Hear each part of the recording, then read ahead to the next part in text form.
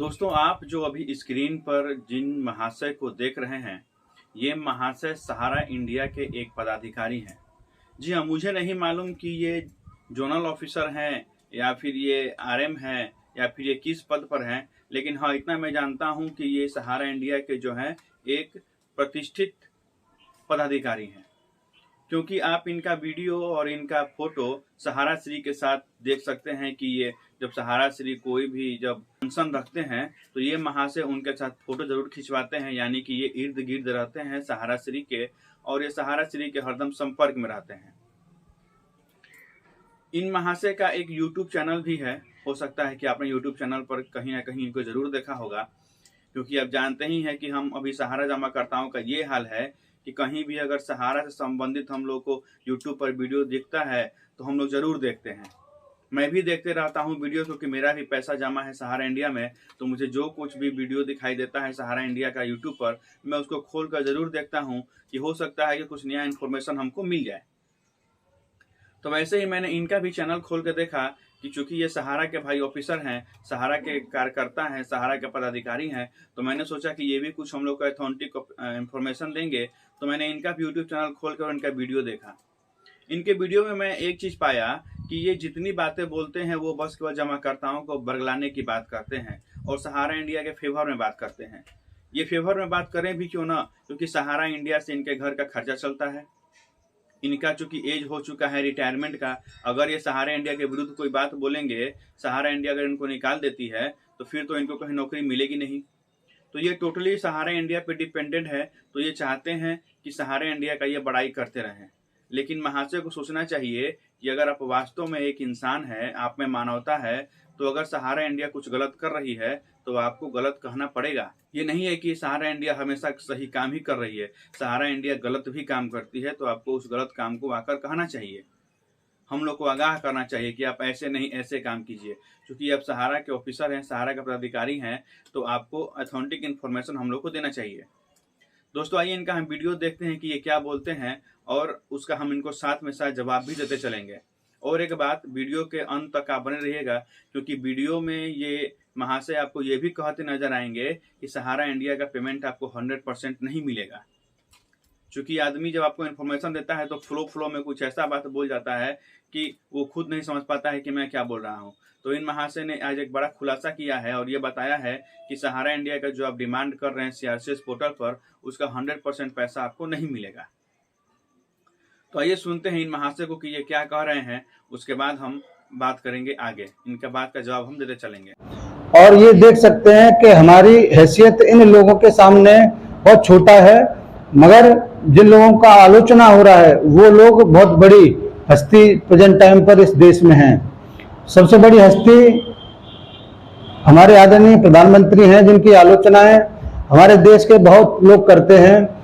अगर इन आलोचनाओं को देखकर सुनकर अगर वो व्यथित हो जाएं तो निश्चित रूप से वो कभी इतनी बड़ी उपलब्धियों को प्राप्त नहीं कर सकते थे। ऐसे ही एक और शख्स हैं जिनकी आलोचनाएं कह लो, चाहे उनका मजाक बनाना कह लो, ये हैं आदरणीय राहुल गांधी जी, जिनके बारे में लोग तरह तरह के मीम्स बनाकर पूरे सोशल मीडिया पर वायरल करते हैं और उसको लेकर तमाम ऐसे लोग उनके बारे में कुछ ऐसी तस्वीर बना के पेश करते हैं जिससे वो व्यथित हों। सबसे मुख्य बात, सबसे ज्यादा आज की डेट में जो आलोचना होती है वो होती है माननीय सहारा श्री जी की। सहारा श्री जी की आलोचनाओं के बावजूद हम लोग पिछले 10-12 साल से लगातार आपके लिए फाइट कर रहे हैं और निश्चित रूप से उस फाइट को हम लोग जीतने के कगार पे हैं। महाशय, आप जो ये 3 लोगों के एग्जाम्पल उदाहरण दे रहे हैं हम लोग के सामने, ये तीनों आदमी अपने माँ के पेट से बड़े होकर पैदा नहीं हुए थे। ये तीनों आदमी अपने माँ के पेट से प्रतिष्ठा लेकर पैदा नहीं हुए थे। ये तीनों आदमी की जो आलोचना हम लोग करते हैं वो हम लोग पागल नहीं है कि हम लोग ऐसे ही आलोचना करते हैं।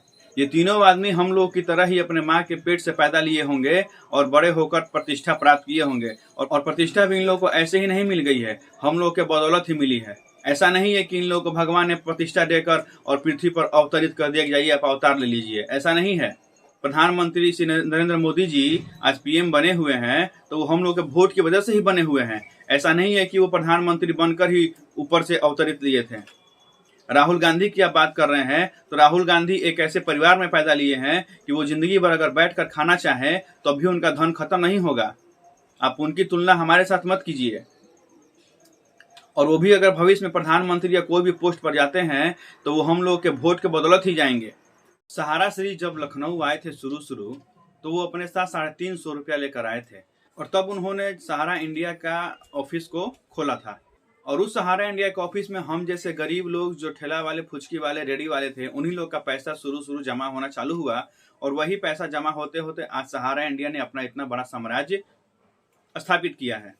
तो आप ये मत कहिए कि हम लोग आलोचना कर रहे हैं या उनकी बुराई कर रहे हैं और ये लोग बहुत प्रतिष्ठित आदमी हैं। अरे वो लोग हैं प्रतिष्ठित आदमी, हम मानते हैं, लेकिन किसकी बदौलत बने हैं आप ये भी सोचिए।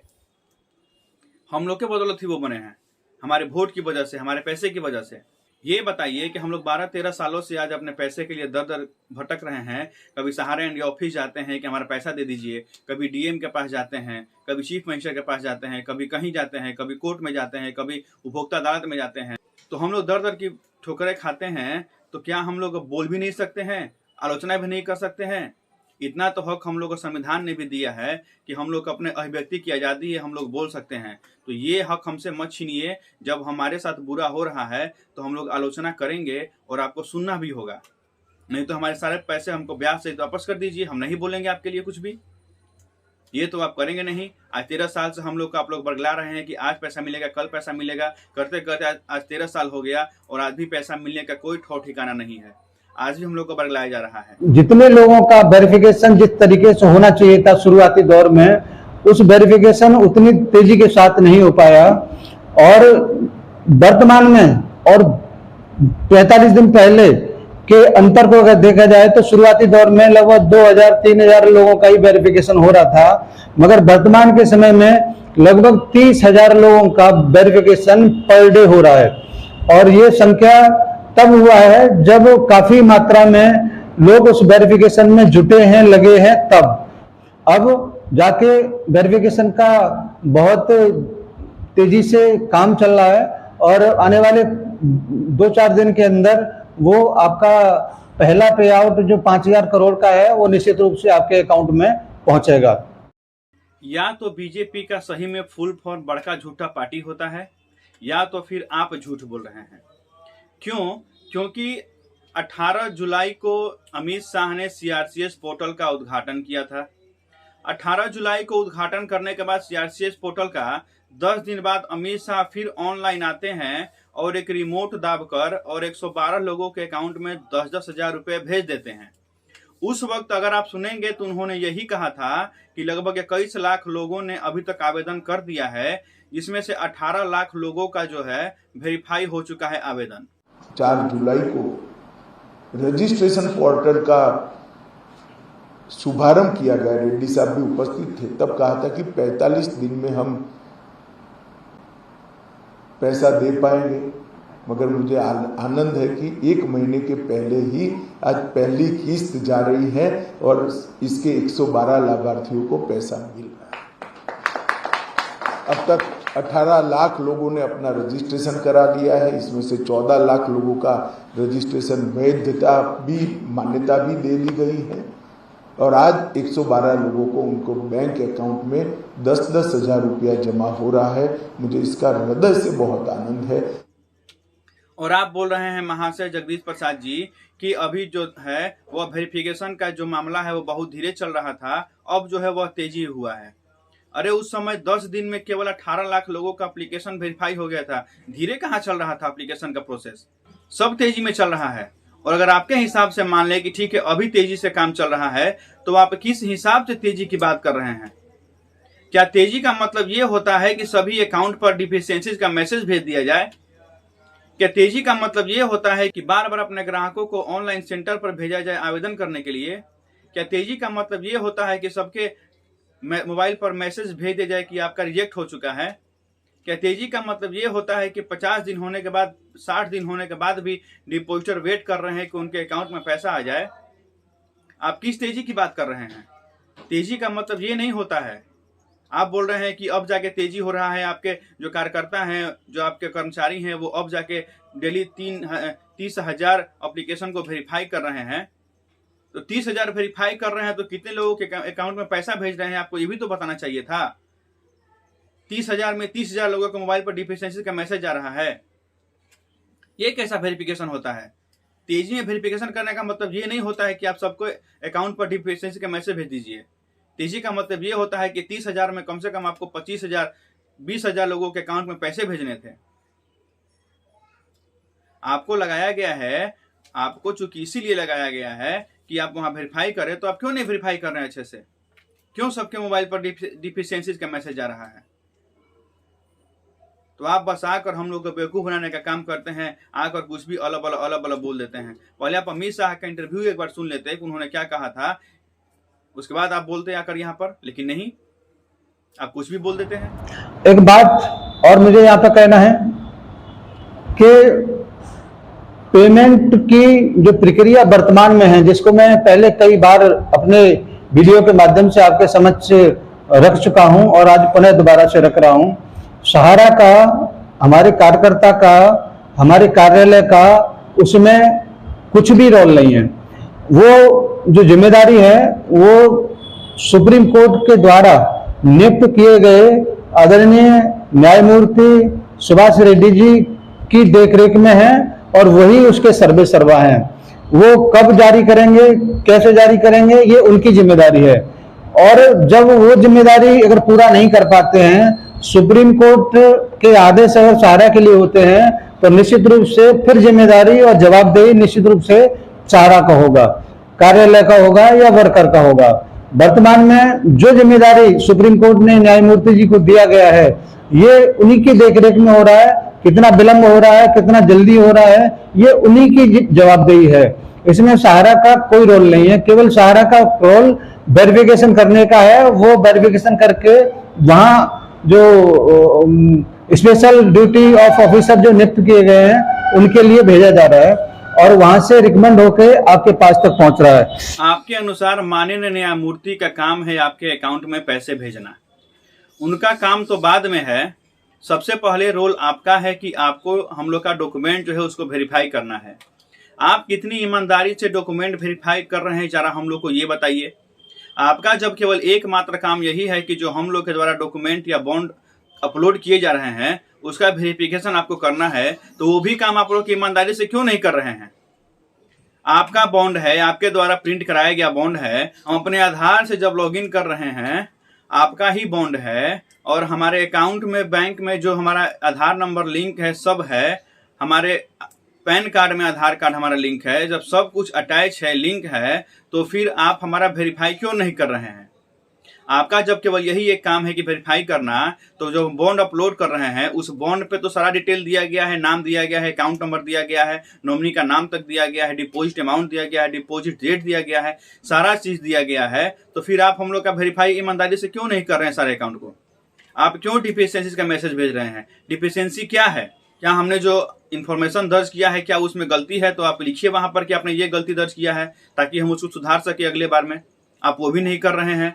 आप केवल एक मैसेज भेज रहे हैं कि डिफिशिएंसीज है, अगली बार हम क्या सुधारेंगे हमको ये भी नहीं मालूम, अगली बार फिर से हम वही गलती करेंगे। तो इसका मतलब ये हुआ कि आप चाहते हैं कि हम लोग गलती करते रहें, ताकि आप सुप्रीम कोर्ट में दिखा सके कि कोई पेमेंट अभी नहीं हो पा रहा है ऑनलाइन प्रक्रिया से, ताकि हम लोग फिर से ऑफलाइन प्रक्रिया में जाएं और ऑफलाइन प्रक्रिया में जाकर सहारा से हम लोग पैसा मांगे और आप फिर वही खेला चालू कर दें, री इन्वेस्ट और पेमेंट वाला, कि 60% री इन्वेस्ट कीजिए, 40% पेमेंट लीजिए, 70% री इन्वेस्ट कीजिए, 30% पेमेंट लीजिए। आप यही चाहते हैं कि यही खेला हो? आप अपना काम ईमानदारी से क्यों नहीं कर रहे हैं? आप क्यों नहीं वेरीफाई कर रहे हैं हम लोग का अकाउंट? मैं दावा करता हूं कि मैंने जितना भी अपना अकाउंट डिमांड किया है उसमें अगर एक आदमी कोई भी त्रुटि दिखा दे तो आप लोग जो कहेंगे वो मैं करूंगा। एक त्रुटि नहीं है, मैंने अपना एक एक चीज, अकाउंट नंबर से लेकर, रिसिप्ट नंबर से लेकर, नाम का लेटर से लेकर, एक एक चीज मैंने सही सही डाला है। एक लेटर का आपको हेर फेर नहीं मिलेगा। लेकिन फिर भी मेरे 32 अकाउंट में से लगभग 30 अकाउंट का डिफिशिएंसीज का मैसेज आ गया है। आप कैसे वेरीफाई कर रहे हैं? आप इस बारे में तो बोलेंगे नहीं, आप बस बोलेंगे कि आपका केवल एक ही जिम्मेदारी है वेरीफाई करना, वो भी आप अच्छे से नहीं कर पा रहे हैं। इसकी जिम्मेदारी कौन लेगा? इसकी जिम्मेदारी आपको लेनी होगी। इसकी जिम्मेदारी आपके सहारा श्री सुब्रत राय को लेनी होगी। इसकी जिम्मेदारी सहारा इंडिया को लेनी होगी। लेकिन आप वो भी नहीं ले रहे हैं। आप आकर ऑनलाइन अपना पीठ थपथपा रहे हैं कि आप वेरीफाई कर रहे हैं, डेली 30,000 वेरीफाई कर रहे हैं। 30,000 वेरीफाई में आप कितने लोगों का एक्सेप्ट कर रहे हैं, आप ये क्यों नहीं बता रहे हैं? 30,000 में आप 29,000 लोगों का डिफिशियंसी का मैसेज लिख कर भेज रहे हैं मैसेज पर कि जाइए आपका डिफिशियंसी है। क्या है डिफिशियंसी? इसको आप एलिब्रेट कीजिए, इसको आप विस्तार में बताइए, लेकिन आप नहीं बताएंगे। आप बस कर अपना पीठ थपथपाएंगे। जितने भी लोग रजिस्ट्रेशन किए हैं, उस रजिस्ट्रेशन को करने के बाद जो भी अमाउंट आपके आ रहा है या आएगा, उसको भी लेकर तनिक भी आपके मन में संशय नहीं होना चाहिए, क्योंकि सर्टिफिकेट आपके पास है, पासबुक आपके पास है, और भी जितने भी प्रपत्र सहारा इंडिया के हैं वो आपके पास हैं। कोई भी कंपनी कागज मार्केट में छोड़कर फुल सेटलमेंट किसी भी कीमत पर नहीं कर सकती। तो एक बात महत्वपूर्ण इसमें है कि जब आपके कागज आपके हाथ में है, जब पासबुक आपके हाथ में है, तो फाइनल सेटलमेंट किसी कीमत पर नहीं हो सकता। वो फाइनल सेटलमेंट तभी होगा जब आपके प्रपत्र, आपके पासबुक, आपके सर्टिफिकेट कार्यालय पर सरेंडर होंगे। कार्यालय पर सरेंडर होने वाले टाइम पर आपका फुल सेटलमेंट, फुल ब्याज समेत हिसाब किताब होके ही उसमें भुगतान आपका होगा। अब देखिए, यहाँ पर यह महाशय यह बोल रहे हैं कि कोई भी कंपनी जो है आपसे आपका बिना पूरा डॉक्यूमेंट लिए आपका पूरा सेटलमेंट अमाउंट का नहीं करेगी। यानी इनके कहने का मतलब है कि जब सीआरसीएस पोर्टल से हम लोग पेमेंट ले लेकर थक जाएंगे, फिर उसके बाद हम लोग को अपना डॉक्यूमेंट लेकर दौड़ना पड़ेगा। जहां ये लोग कहेंगे, जिस कार्यालय पर कहेंगे, उस कार्यालय पर हमें अपना डॉक्यूमेंट लेकर दौड़ना पड़ेगा कि वहां से हमें जो मेरा बचा हुआ शेष राशि है वो लौटा दीजिए। अब कितना शेष राशि बचेगा ये भी इन्होंने क्लियर नहीं किया है। क्या केवल मूलधन सीआरसीएस पोर्टल से मिलेंगे या ब्याज का कुछ अंश मिलेगा? कितना पैसा मिलेगा ये कुछ कोई क्लियर नहीं कर पा रहा है। बस ये कह रहे हैं कि आप बाद में कार्यालय जाइएगा। अब कार्यालय में कहाँ हम लोग को दिल्ली सीआरसीएस ऑफिस दौड़ना पड़ेगा या फिर सहारा इंडिया जो हमारे नजदीक ऑफिस है वहां पर दौड़ना पड़ेगा, ये कोई क्लियर नहीं कर रहा है। अगर हम लोग को सहारा इंडिया ऑफिस दौड़ना पड़ेगा लास्ट में अपना बॉन्ड लेकर के हमारा शेष राशि दीजिए, तो आप समझ कर ये रखिए कि सहारा इंडिया आपका फुल पेमेंट नहीं करेगी, वो आपका री इन्वेस्ट जरूर करवाएगी। अगर आप सोच रहे हैं कि आपका पेमेंट बहुत जल्दी और बहुत आराम से हो जाएगा क्योंकि सीआरसीएस जो है इसमें इन्वॉल्व है, हमारा भारत सरकार इसमें इन्वॉल्व है, तो आप गलत सोच रहे हैं। अभी आपको 9 घाट का पानी पीना पड़ेगा, तब जाकर आपका पेमेंट आपको मिलेगा। ये महाशय इशारे में आपको आगाह कर रहे हैं कि अभी आप संभल जाइए, अभी आपको बहुत लंबा लड़ाई लड़ना है आपके पेमेंट के लिए।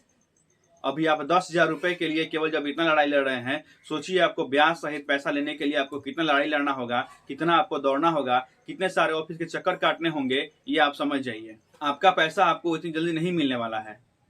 हमें अंदर से मजबूत बनना होगा अपनी लड़ाई लड़ने के लिए, अपना पैसा लेने के लिए, तब जाकर हमको अपना पैसा मिल पाएगा। कुछ ऐसी भी सूचनाएं मुझे मुख्यालय से मिला है कि जो आपका जो लॉयल्टी बोनस पॉइंट है, उस लॉयल्टी बोनस पॉइंट को वो लोग वहां पर वर्तमान में नहीं मान रहे हैं। हो सकता है वो रिजेक्ट हो जाए। रिजेक्ट होने पर भी आपको बिल्कुल भी घबराने की जरूरत वहां पर नहीं है। वो जो कुछ भी सेटलमेंट होगा वो सहारा इंडिया परिवार के माध्यम से ही होगा और निश्चित रूप से तभी आपकी समस्त समस्याओं का समाधान होगा। अब ये यहाँ पर फिर एक झूठ परोस रहे हैं, मतलब झूठ परोसने के लिए ही यह ऑनलाइन आते हैं, हमको तो ये लग रहा है। ये बात कर रहे हैं लॉयल्टी बोनस पॉइंट की। सबसे पहले जो लोग लॉयल्टी बोनस पॉइंट नहीं जानते हैं उनको मैं एक बात बता दूं कि लॉयल्टी बोनस पॉइंट होता क्या है। आपके पास अगर सहारियन का बॉन्ड है या फिर हमारा इंडिया का बॉन्ड है, तो हमारा इंडिया के 1-2 बॉन्ड में या सहारियन के हर एक बॉन्ड में आपको देखने को मिलेगा कि आपका जो मूलधन जमा राशि था उसको एक जगह राशि में लिख दिया गया है और एक बॉन्ड पर उसको लॉयल्टी बोनस पॉइंट में 110 पॉइंट, 111 पॉइंट, 120 पॉइंट ऐसे करके लिख दिया गया है।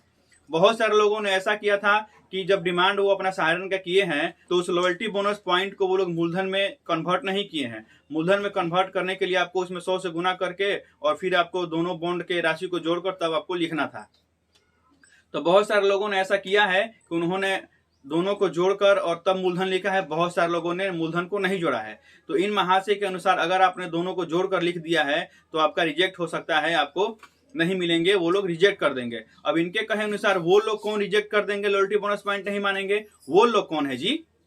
आप तो ऐसे बोल रहे हैं जैसे कि आप हम लोग को ब्याज सहित पैसा दे रहे हैं कि लॉयल्टी बोनस पॉइंट जोड़े कि नहीं जोड़े, आप हम लोग को फुसला रहे हैं। अरे अभी आप केवल 10,000 रुपए दे रहे हैं। 10,000 रुपए देने के लिए लॉयल्टी बोनस पॉइंट और लॉयल्टी बोनस पॉइंट नहीं जोड़ना है, इसका तो कोई मतलब ही नहीं है। आप केवल 10,000 रुपये तो दीजिए। और कौन लोग नहीं जोड़ेंगे लॉयल्टी बोनस पॉइंट जी, जब वेरीफाई आप ही कर रहे हैं, सहारा इंडिया का वहां पे कर्मचारी बैठकर वेरीफाई कर रहा है जो हम लोग अपलोड कर रहे हैं, तो ये तो आपके ऊपर डिपेंड करता है ना कि आप लॉयल्टी बोनस पॉइंट को माने या नहीं माने। क्योंकि री इन्वेस्ट हमारा सीआरसीएस पोर्टल तो किया नहीं था, गृह मंत्रालय किया नहीं था, ये आपने किया था हमारा कन्वर्ट।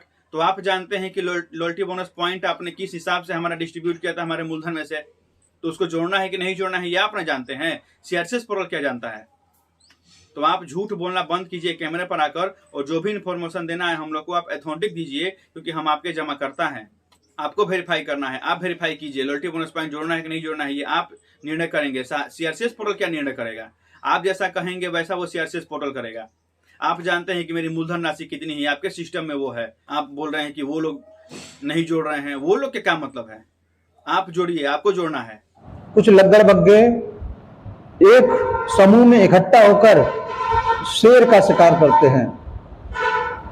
ऐसे ही कुछ लग्गड़बग्गे सहारा रूपी शेर का शिकार करने के लिए निकले थे, और उन लग्गड़बग्गों से बचाने के लिए अगर सरकार साथ में है, सुप्रीम कोर्ट साथ में है, तो निश्चित रूप से इन दोनों महाशक्तियों पर आपको विश्वास करना चाहिए। दिक्कत इसी बात का है ना कि जिस न्याय प्रणाली पर हम लोग को विश्वास था, जिस संविधान पर हम लोग को विश्वास है, वही संविधान, वही न्याय प्रणाली आज ऐसे लोगों के फेवर में काम कर रही है जो हमारे देश के जमाकर्ताओं, गरीब जमाकर्ताओं को लूटने का काम कर रही है। और हम लकड़बग्घे नहीं हैं, हम लकड़बग्घों के वजह से ही आपका सहारा इंडिया के पास इतनी करोड़ों की संपत्ति है। जब आज सुब्रतो राय बड़े बड़े हस्तियों के साथ, कभी अमेरिका के प्रेसिडेंट के साथ, तो कभी अमिताभ बच्चन, तो कभी कोई हीरो हीरोइन के साथ पार्टी मनाते रहते हैं, वो हम लोग के पैसे की ही बदौलत है, वो हम जैसे जमाकर्ताओं के बदौलत ही है, वो हम जैसे लकड़बग्घों की बदौलत है। तो आप हम लोग को लकड़बग्घे कह रहे हैं, तो एक बात समझ जाइए कि जिस दिन ये लकड़बग्घे अगर एकजुट सही में हो जाएंगे तो वो आप लोगों की फाड़ कर रख देंगे। फिर सहारा इंडिया का नामो निशान आपको इस भारत देश से देखने को नहीं मिलेगा। वो सारे सहारा इंडिया जो है, सुब्रतो राय जो है, यहाँ से भागना पड़ेगा सब उनको बेच बाच कर। तो जब तक हम लोग शांत हैं, जब तक हम लोग को अपने न्याय प्रणाली पर विश्वास है, तब तक हम लोग अपना लोकतंत्र का पालन कर रहे हैं। तो आप भाग मनाइए कि आपकी कंपनी चल रही है और आप ऐसे कैमरे पर आकर बोल रहे हैं। नहीं तो जिस दिन हम लोग सारे 13 करोड़ जनता अगर एकजुट हो जाएंगे तो उस दिन भारत सरकार भी हम लोग को नहीं रोक पाएगी और ना आपकी सहारा इंडिया रोक पाएगी। उस दिन आप लकड़बग्घे कहना हम लोग को छोड़ देंगे। सहारा इंडिया को आप शेर बता रहे हैं, तो आप शेर किसकी बदौलत बने हैं ये आप खुद सोचिए। आप शेर नहीं हैं, आप एक भीगी बिल्ली हैं। और जहां तक शेर की बात है तो वो शेर हम लोग हैं। जब तक हम लोग सोए हैं, हम लोग को सोने दीजिए। जिस दिन हम लोग एक साथ जग गए उस दिन आप समझ जाइए कि आपके सहारा इंडिया और आपके भारत सरकार का क्या हाल होगा, ये आप खुद समझ सकते हैं। तो हम लोग को ललकारिए मत। जो हम लोग अपनी शांतिपूर्वक अपना पैसा हम लोग मांग रहे हैं सरकार से, हम लोग को पैसा ले लेने दीजिए। और आपका ये कर्तव्य बनता है कि आप शांतिपूर्वक ही हम लोग को हमारा पैसा वापस कर दीजिए। गोल्डन पे आउट की बात हो, चाहे डेथ मैच्योरिटी केस की बात हो, चाहे पासबुक खोने की बात हो, जो कुछ भी है उसके लिए अभी हमारे पास तक कोई डायरेक्शन ऊपर से नहीं मिला है, तो मैं आपको उसके बारे में कोई चीज गलत नहीं बता सकता। केवल गोल्डन प्लान, डेथ मैच्योरिटी या फिर सर्टिफिकेट खोने का ही मामला नहीं है महाशय। यहाँ बहुत सारे समस्या हैं हमारे जमाकर्ताओं के पास, बहुत सारी समस्याएं हैं जो आप जानते भी तक नहीं है। और जिनका बॉन्ड खो गया है ठीक है, लेकिन जिनके बॉन्ड पर मिसप्रिंट हो गया है नाम, उसका क्या होगा? जो लोग पैसे दे दिए हैं दूसरे बॉन्ड को खरीदने के लिए, बहुत सारे एजेंट ऐसे हैं कि जो डिपोजिटर उनको परेशान कर रहा था, तो वो लोग उनका मूलधन देकर और उनका सर्टिफिकेट अपने पास ले लिए थे, ताकि बाद में जब पेमेंट होगा तो पेमेंट वो खुद ले लेंगे। उनका क्या होगा? बहुत सारे ऐसे जमा करता है कि जिनका अभी जो अपना डिमांड कर दिए हैं उनका अभी एक्नॉलेजमेंट स्लिप अभी डाउनलोड नहीं हो पाया है, उनका कोई भी ट्रैक नहीं हो पा रहा है जो ऑनलाइन पोर्टल है उस पर, उनका क्या होगा? बहुत सारे ऐसे लोग हैं जो अपना डिमांड कर रहे हैं तो उनका पुराना अकाउंट जो बैंक में बंद हो गया है वही सीआरसीएस पोर्टल पर दिखा रहा है, उनका क्या होगा? तो ऐसी बहुत सारी समस्याएं हैं जिसको आपको देखनी पड़ेगी और जिसका आपका निदान निकालना पड़ेगा। लोग और हमारा संस्था, हमारा मुख्यालय पूरी तरह से आपके प्रति समर्पित है। किसी भी हालत में हम लोग आपके साथ भी रहेंगे, 1% भी आपका साथ नहीं छोड़ेंगे। आप सहारा इंडिया के एक अधिकारी हैं, आपको मालूम होना चाहिए कि आपकी जो ऑफिस का कार्य प्रणाली था वो कैसा था, क्या क्या होता था वहां पर। तो आपको तो बिना बताए समझ देना चाहिए कि हमारे डिपोजिटर के सामने क्या क्या समस्याएं हो सकती हैं। आपको उस सारी समस्याओं को सीआरसीएस अधिकारी जो हैं उनके पास रखना चाहिए था, तब जाकर आपको उस पोर्टल का निर्माण करवाना चाहिए था जहां हम लोग अपना डिमांड कर रहे हैं। आपसे भली भांति कौन जान सकता है कि हम लोग की समस्याएं क्या हो सकती हैं। आपने क्यों नहीं वहां पर ये राय दिया कि आप सीआरसीएस पोर्टल में ये खंड ये आप वहां पे ब्लॉक जोड़िए ताकि हम लोग कोई दिक्कत ना हो अपना डिमांड करने के लिए। आप आश्वासन दे रहे हैं कि हम लोग घबराएं नहीं। क्यों नहीं घबराएं? हमारा पैसा फंसा है, हम लोग क्यों नहीं घबराएं?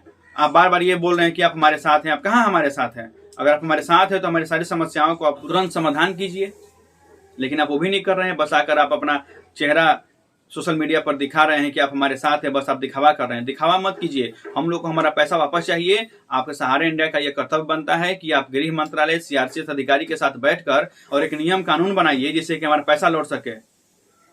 और जिस नियम कानून के तहत आप हम लोग का पैसा वापस कर रहे हैं, वो जो भी आपको इंस्ट्रक्शन मिला है उसको आप सीआरसीएस पोर्टल पर ऑनलाइन क्यों नहीं कर रहे हैं कि आपकी कार्य प्रणाली कैसी होगी, आप कैसे हम लोग का पैसा वापस करेंगे, ब्याज देंगे नहीं देंगे, आप कुछ भी खुलकर नहीं बोल रहे हैं। बस आप लोग एक साथ मिलकर सारे लोग हम लोग को बेवकूफ बनाए जा रहे हैं। सबसे बड़ा बेवकूफ हम लोग हैं। मैं यहाँ सहारे इंडिया के जितने भी जमा करता हैं उनसे अपील करता हूँ कि आप लोग कमेंट बॉक्स में जरूर बताएं कि ये जो अधिकारी अपना कैमरे पर आकर जो बात बोल रहे हैं, क्या आप उनके बात से सहमत हैं, और अपनी राय जरूर दें कि आगे क्या करना चाहिए और ऐसे अधिकारी को कैसे जवाब देना चाहिए। चलिए मिलते हैं अगली वीडियो में, तब तक के लिए धन्यवाद।